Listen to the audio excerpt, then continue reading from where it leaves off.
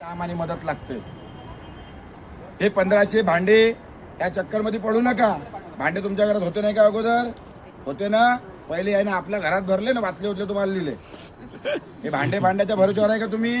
या 1500च्या भरोश्यावर आहे का? तिकडे प्रचार काय करता? बीजेपीला मत टाकणार नाही तर तुमची लाडकी बहीण बंद करू। याच्या बापाच्या घरची थोडी येते लाडकी बहीण, महाराष्ट्र शासनाची योजना आहे। यांच्या मनामध्ये संपूर्ण हारण्याचं भीतीचं वातावरण झालेलं आहे। म्हणून हे सर्व यांना माझ्या कार्यावर बोलू शकत नाही, कारण मी खांदा देणारा पोरगा आहे, आकट पकडणारा पोरगा आहे, गडरात उतरून साफ करणारा पोरगा आहे। हे बोलू शकते माझ्यावर? मग यांच्याकडे ऑप्शन आहे माझा छोटासा 6 महिन्याचा पोरगा। त्या पोराचे आश्वासन देऊन गेले ते सौरभ झालं काम पूर्ण इथं सांगितल्यावर? मग ही जबाबदारी नाही त्यांची। आपण या ठिकाणी जर निवडून आलो तर मी सोडा, तुमचा स्वतःचा अधिकार राहील ऑफिसमध्ये जाऊन लढायचा की आम्ही नगरसेवक आहे चिजभवनचे, पंडित मूळ नाही, आम्ही सर्व नगरसेवक आहे चिजभवनचे, तुला आमचं काम करावं लागणार आहे। हा दमछाक तुम्हाला अधिकारावर राहील तुमचा।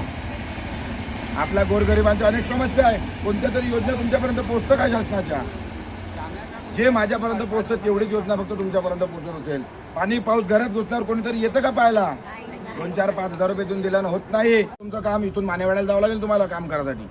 आता तर उज्ज्वल नगरला जावं लागेल, मानेवाड्याला जावं लागेल ना, रामनगरला जावं लागेल। बाहेरचे उमेदवार दिले भाजपने, काँग्रेसने तरी आपल्या गावातले दिले, एक चिजभवनचा दिला, एक शिवणगावचा दिला, एक नरेंद्रनगरचा दिला आणि एक पार्वतीनगरचा दिला। 4ही उमेदवार साधारण माझ्यासारखे कार्यकर्ते दिले। तुमच्या पोरीला तिकीट मिळाली म्हणजे मला मिळाली, कारण समीकरण होतं महिलांचं, त्यामुळे मला न देता माझ्या पत्नीला तुमच्या पोरीला तिकीट दिली। मग हे तुमची जबाबदारी नाही का तुमची पोरगी सांभाळायची? एकच नाही, 2 पोरी 2 पोरं तुम्हाला सांभाळायची आहे। अनेक इथं बोलून गेले असतील, येऊन गेले असतील।